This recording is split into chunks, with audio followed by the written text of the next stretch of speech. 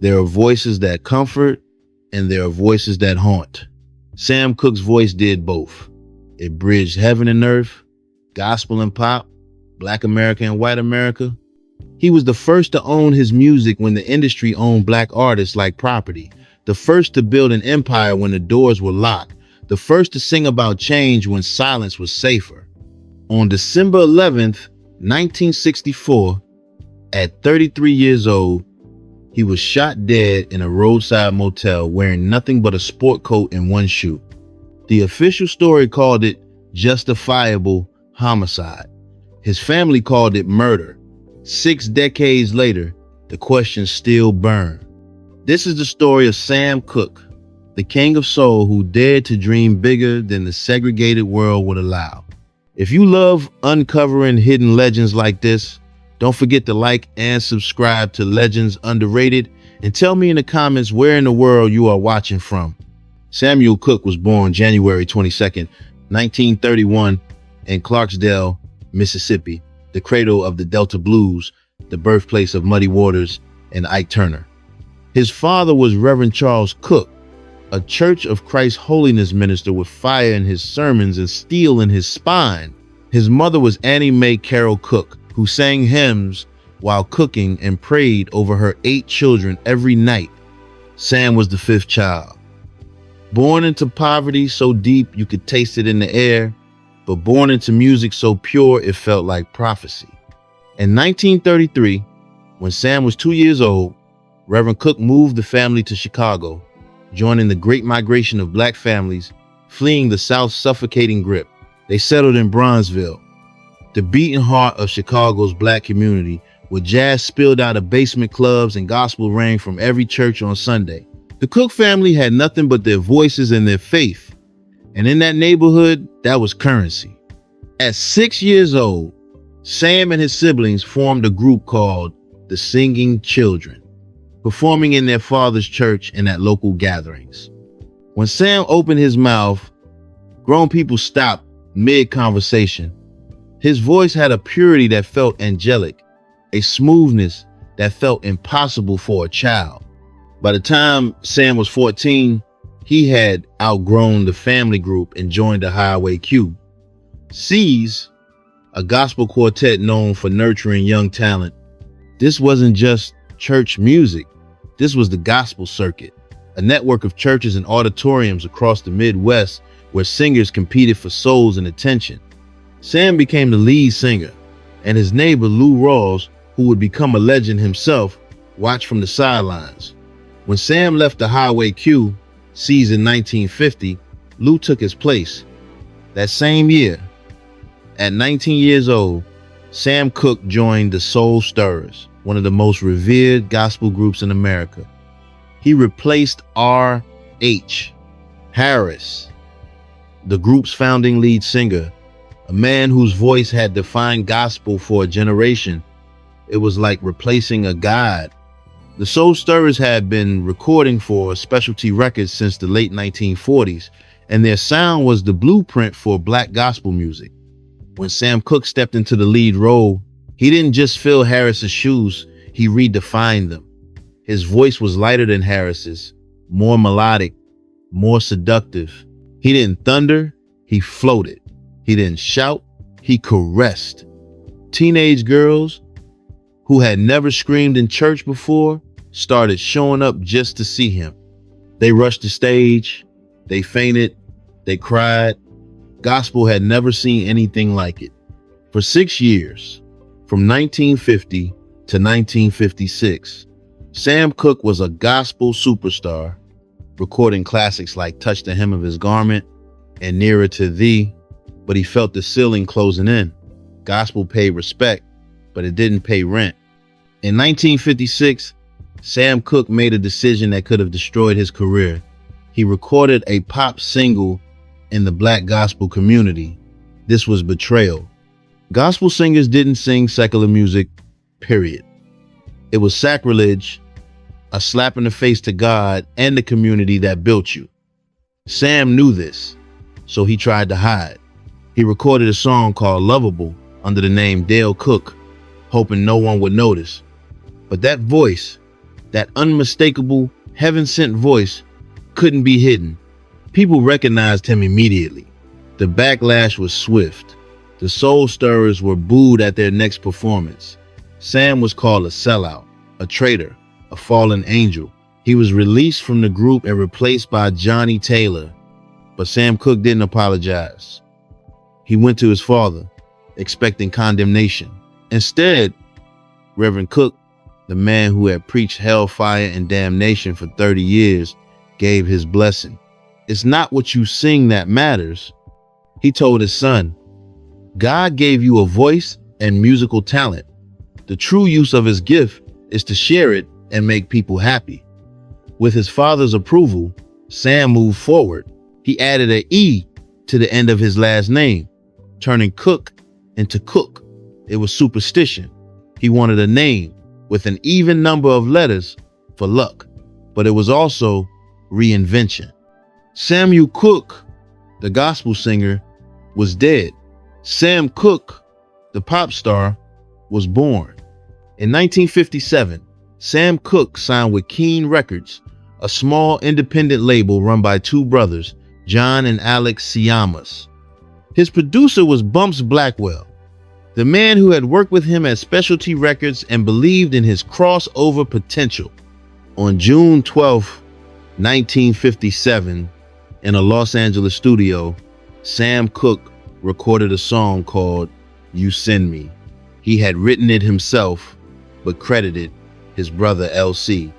Cooke, to avoid giving his publisher a cut, it was a love song, simple and pure, with a melody that wrapped around you like a warm blanket.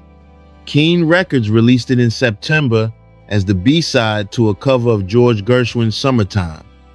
Radio DJs flipped the record, ignored Summertime, and played You Send Me instead. By October, the song was climbing the charts. By December 2nd, 1957, it reached number 1 on the Billboard Hot 100, where it stayed for 3 weeks. It also topped the R&B charts for 6 weeks. It sold 1.5 million copies, spent 26 weeks on the charts, and bumped Elvis Presley's Jailhouse Rock out of the top spot. Overnight, Sam Cooke went from earning $200 a week to over $5,000. More importantly, he did what no black R&B singer had done before him. He reached white audiences without watering himself down. He crossed over without crossing out. He proved that black music, rooted in gospel and soul, could dominate mainstream America. You Send Me wasn't just a hit, it was a revolution. Over the next 2 years, Sam Cooke released a string of singles for Keene Records, but none matched the success of You Send Me. Songs like Wonderful World and Only 16 charted well, but the momentum had slowed. Sam knew he needed a bigger platform, more resources, more control. In January 1960, RCA Victor, one of the most powerful record labels in the world, offered him a deal. The advance was $100,000, the equivalent of over $1 million today. It was an unprecedented sum for a black artist. Sam signed immediately. His first single for RCA Victor, Chain Gang, was released in August 1960. He had written it after seeing a group of prisoners working on a highway during a tour. The image haunted him, men in chains, singing to pass the time, turning pain into rhythm. The song reached number 2 on both the Billboard Pop and R&B charts. It was Sam's biggest hit since You Send Me, and it solidified his place as one of the most important voices in American music. But Sam Cooke wasn't satisfied with just being a singer. He wanted to own the game. In 1961, he founded SAR Records with J.W. Alexander, a former gospel singer and talent scout. The label was designed to give opportunities to young black artists who would otherwise be exploited by major labels. Sam signed the Valentinos, featuring a young Bobby Womack and his brothers. He signed Mel Carter, Johnny Taylor, and a teenage piano prodigy named Billy Preston. He also created Kag's Music, a publishing company that allowed him to own the rights to his own songs. At a time when record labels routinely cheated black artists out of royalties, Sam Cooke was building an empire. He wasn't just a musician. He was an entrepreneur, a visionary, a black man who refused to be owned. Stories like these are why I built Legends Underrated. If you're enjoying this story, don't forget to like the video and subscribe for more untold legends. In 1963, Sam hired Alan Klein as his manager. Klein was a shrewd, aggressive businessman who promised to maximize Sam's earnings and protect his interests. Klein negotiated a new deal with RCA Victor that involved creating a holding company called Tracy Limited, named after Sam's daughter Tracy. The deal gave Sam tax advantages and creative control, but it also gave Klein ownership of Sam's master recordings. At the time, it seemed like a smart move. In hindsight, it was a trap that would haunt Sam's family for decades. But in 1963, Sam Cooke was on top of the world. He had money, fame, creative freedom, and a voice that could sell anything. He should have been untouchable. Instead, tragedy was waiting. Sam Cooke married Barbara Campbell on October 9, 1959. Barbara was his childhood sweetheart from Chicago, and she had already given birth to their daughter Linda in 1953. After they married, Barbara and Sam had two more children, Tracy, born in 1960, and Vincent, born December 19th, 1961. Vincent was the son Sam had always wanted, the boy who would carry on the family name. But on June 17th, 1963, while Sam was on tour, 18-month-old Vincent wandered outside and drowned in the family swimming pool. Barbara was home. Sam blamed her. The guilt and anger tore through their marriage like a wildfire. Sam's drinking increased. Barbara, drowning in grief and blame, turned to drugs. The house that should have been filled with joy became a tomb. Sam Cooke channeled his pain into work. He performed relentlessly, recorded constantly, built his businesses, and tried to outrun the emptiness. But in August 1963, something shifted. Sam watched Martin Luther King Jr. deliver his I Have a Dream speech at the Lincoln Memorial in Washington, D.C. 250,000 people gathered to hear King declare that Black Americans would no longer accept second-class citizenship. Sam, watching from home, felt the weight of his own silence. He was rich, famous, and successful, but he had never written a song about the struggle. He had avoided politics, afraid of alienating his white fan base. Then, in late 1963, Sam heard Bob Dylan's "Blowin' in the Wind" on the radio. The song, written by a white folk singer, asked profound questions about war, freedom, and justice. Sam was moved. He was also ashamed. He told friends a black man should have written that song. Shortly after, Sam Cooke experienced something he would later describe as a dream. He was staying in a hotel room, and the song came to him almost complete, lyrics and melody arriving together like a gift from somewhere beyond himself. He called it "A Change Is Gonna Come." The song was personal, political, and prophetic. It spoke about being born by the river, going to the movies and being told not to hang around, going to his brother for help, and being knocked back down on his knees. It was a lament, a prayer, and a promise. It was everything Sam had been afraid to say, distilled into 3.5 minutes. He told his friend J.W. Alexander, "This song almost scared me. It's like it was meant for somebody else." But it wasn't meant for somebody else. It was meant for Sam Cooke, and it was meant for America. On January 30th, 1964, Sam Cooke walked into RCA Studios in Hollywood to record "A Change Is Gonna Come." He gave arranger Renee Hall complete creative control, something he almost never did. Hall, a Louisiana native, understood the weight of the song.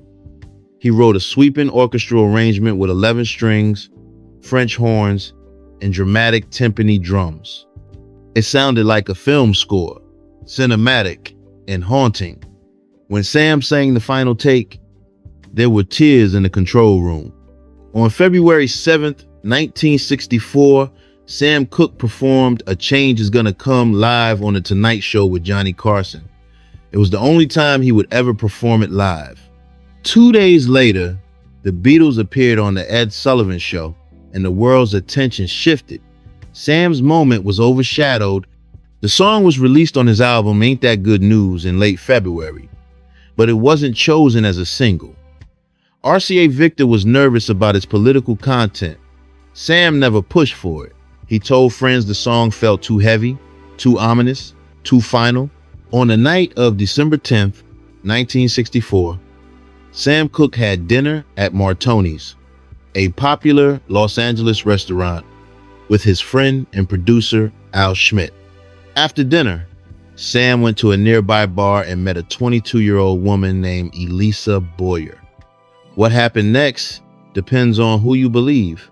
According to Boyer, Sam offered her a ride home, then drove her to the Hacienda Motel instead.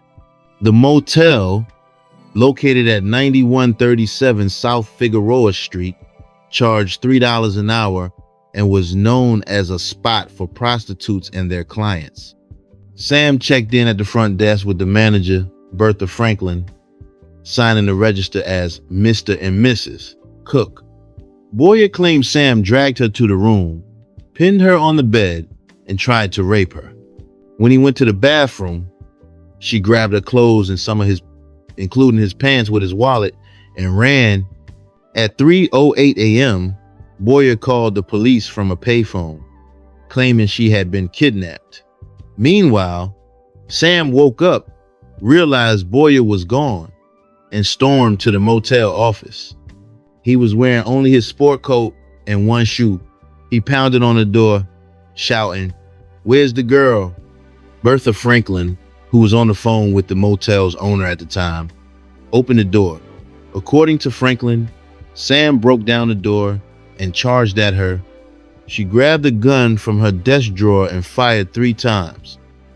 Sam was hit in the chest, the bullets piercing his heart. His last words, according to Franklin, were, "Lady, you shot me." He staggered, then fell. Franklin picked up a broomstick and beat him as he lay dying on the floor. When the police arrived, Sam Cooke was dead. He was 33 years old. Within a week, the Los Angeles Police Department declared the shooting a justifiable homicide. Bertha Franklin claimed self-defense. Elisa Boyer's story supported Franklin's account. Both women passed polygraph tests. At the coroner's inquest, Sam's lawyer was allowed to ask only one question. The blood alcohol test showed Sam's level was 0.16, legally drunk. His wallet was missing, but police found $108 in his car. There was no evidence of robbery. The case was closed. But the people who knew Sam Cooke didn't believe it. On December 18th, 1964, Sam's body was flown to Chicago for a public viewing. 200,000 people lined the streets. His casket had a glass top so fans could see him one last time. Etta James, the legendary singer, looked into that casket and was horrified. She later wrote in her autobiography that Sam's head was nearly severed from his shoulders, his hands were broken and crushed, his face was beaten beyond recognition. No woman with a broomstick could have done that kind of damage. Muhammad Ali, Sam's friend and fellow activist, was furious. If Cooke had been Frank Sinatra, the Beatles, or Ricky Nelson, the FBI would be investigating, he said. The family hired private investigators, but the case was closed. Bertha Franklin sued Sam's estate for mental anguish and physical injuries, seeking $200,000. In 1967, she was awarded $30,000. Alan Klein's company, Tracy Limited, owned all of Sam's master recordings. His widow, Barbara, received almost nothing. The empire Sam built was stolen before his body was cold. 11 days after Sam Cooke's death, on December 22nd, 1964, RCA Victor released A Change Is Gonna Come as a single. It was the B-side to a dance song called Shake. The civil rights movement adopted it immediately. It became the anthem Sam never lived to hear sung at marches, protests, and memorials. It was played after Malcolm X was assassinated. It was played at Martin Luther King Jr.'s funeral. In 2008, Barack Obama paraphrased its lyrics in his presidential victory speech, saying, "It's been a long time coming, but tonight, change has come to America." Sam Cooke sang about a change he would never see. This twist shocked the world, and if you never want to miss stories like this, make sure you're subscribed to Legends Underrated, and don't forget to like the video if this story moved you. Between 1957 and 1964, Sam Cooke released 30 singles that charted in the top 40. He wrote most of them himself. He owned his own record label, his own publishing company, and his own masters until Allen Klein took them. He was the first Black artist to demand and receive ownership in an industry designed to exploit him. He influenced Aretha Franklin, who called him perfectly chiseled jewels. He influenced Marvin Gaye, Stevie Wonder, Al Green, Curtis Mayfield, Otis Redding, and James Brown. He invented soul music. In 1986, Sam Cooke was inducted into the Rock and Roll Hall of Fame. In 1999, he received a Grammy Lifetime Achievement Award. In 2025, Rolling Stone magazine ranked A Change Is Gonna Come as the #1 protest song of all time, ahead of Bob Dylan, ahead of John Lennon, ahead of everyone. Sam Cooke died in a roadside motel, shot by a woman who claimed self-defense under circumstances that have never made sense. His family believes he was murdered. His friends believe he was set up. The truth died with him. But his voice that bridged heaven and earth, that voice that promised change when change seemed impossible, that voice still echoes. 60 years later, we're still listening. We're still waiting for the change Sam Cooke sang about. And every time we hear his voice, we believe it's gonna come. Sam Cooke, the king of soul, died before the change arrived, but he made us believe it would.